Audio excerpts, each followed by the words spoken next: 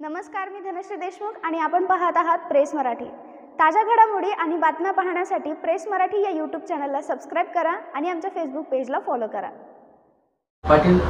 सत्ताधारी तर पक्ष म्हणजे आरक्षणाविषयी तर बोलतच नाही, विरोधी पक्ष नेते का बोलत नाहीत असं का वाटतं? मतदान खावं तर गोड गोड लागत गोड काल्याच्या कीर्तनात येऊन फुकट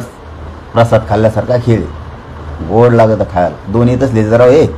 गप्पा ठोकी देऊ आम्हाला त्यांच्या शेजारी जाय ते बोलायला जवळ सोपं जात ती पहिली कोण टेबलवर आम्ही बघतो त्यांची पहिलीची शाळा भरली जसं काय एवढं मोठं सभागृह सर्वोच्च त्यात जसं काय हे भरलं कुणी उठवतो कोणकडे जातो कुणी येतं बाहेर येतो त्याच्या मनाने येतो बसतो जेव्हा बोंबला तेव्हा बोंबलतो कातो कातो आरडतं परत जातं पुस्तकाची ठेवून ती पहिली शाळा असल्यासारखी मला लोक नाही कोण आम्हाला जाऊन जरा त्या टॅबला गोरगरीबाला मुस्लिम मग पाठवायला लागलो ना तुम्ही स्वतः नाही नाही त्या पहिल्यापासून त्याला आवड लागते आणि असा माणूस कधीच काय म्हणते ना त्याला स्वार्थी असू नये समाजाच्या लाटेवर स्वार होऊन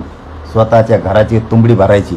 स्वतःचं कुटुंब फक्त मोठं करायचं समाज वाऱ्यावर सोडायचा आणि वाटोळं करायचं समाजाचं त्या अवलादीत मी बसत नाही गोरगरीबाला पाठवतो मराठा मुस्लिम धनगर बघा कवाच कोणी पाठवले नसते ह्या जाती मी यावर पाठवतो लिंगायत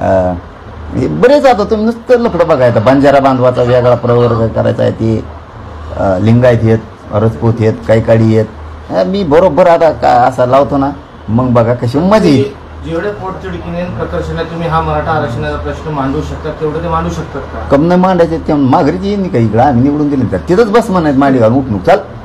गोरगरिबाचे प्रश्न सोड गोरगरिबाला तेच सांगितलं मी तुम्हाला दगड बी दिला तर निवडून द्या पुढं कसे काम करीत नाही त्या 5 वर्षची जबाबदारी माहिती तुम्ही म्हणूच नका त्याचं महापटत नसलं पटत तरी मतदान करा।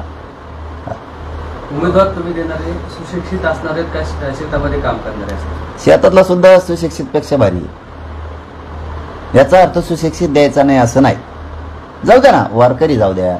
एक दलितांचा जाऊ द्या एक मुस्लिमांचा जाऊ द्या त्यांचा एखादा वारकरी जाऊ द्या मुस्लिमांचा असे जाऊ द्या ना चांगले उद्योगी जाऊ द्या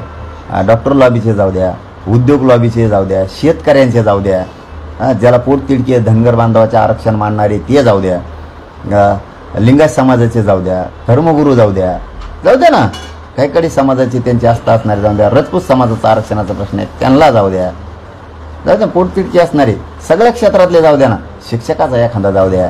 डॉक्टरांचा एखादा जाऊ द्या वकिलांचा एखादा जाऊ द्या सगळ्यांच्या वतीनं शेतकऱ्याचे लय मोठे जाऊ द्या मग शेतकरी तरी भाववाढीचे मालाचे प्रश्न मांडते ना ते त्या आरक्षणाचे जाते हे असे निवार खमके पाठी तुम्ही मजा बघा 29 ऑगस्टला चलो बॉस धन्यवाद। तुम्ही सांगितलं की आता आरक्षण तर ओबीसीतूनच घेणार मात्र याच आता ओबीसी आरक्षण बचवण्यासाठी प्रकाश आंबेडकरांनी आरक्षणाची यात्रा काढली ओबीसी चांगली गोष्ट आहे ना आता अधिकार शेवटी काय ज्याला त्याला अधिकार दिलेला ज्याने त्याने करावं फक्त मला एवढंच माहिती आहे ते वंचित आणि गरजवंतांचे लीडर आहे जिथं न्याय नाही मिळत तिथं ती असते आणि त्यांनी ती भूमिका घ्यावी कारण समाज त्यांना मानतो मराठा समाज असन दलित समाज असन मुस्लिम समाज असन बाराबोलीचा समाज मानतो बंजारा समाजाचा वेगळा प्रवर्ग करायचा आहे आणि ह्या कायकाडी समाजाचा आहे रजपूत समाजाचा आहे यांच्यावर अन्याय होतो काही आदिवासींना सुद्धा अर्ध्या आदिवासींना आरक्षण अर्ध्या नाही मग ह्या वंचित गरजवंताच्या बाजूने उभा राहणं अपेक्षित आहे पण शेवटी निर्णय त्यांचा। या व्हिडिओबद्दल तुमचे मत तुमच्या प्रतिक्रिया कमेंट बॉक्समध्ये लिहायला विसरू नका आणि अशाच ताज्या बातम्या आणि घडामोडी पाहण्यासाठी आपल्या यूट्यूब चॅनलला सबस्क्राईब आणि फेसबुक पेजला फॉलो करायला विसरू नका।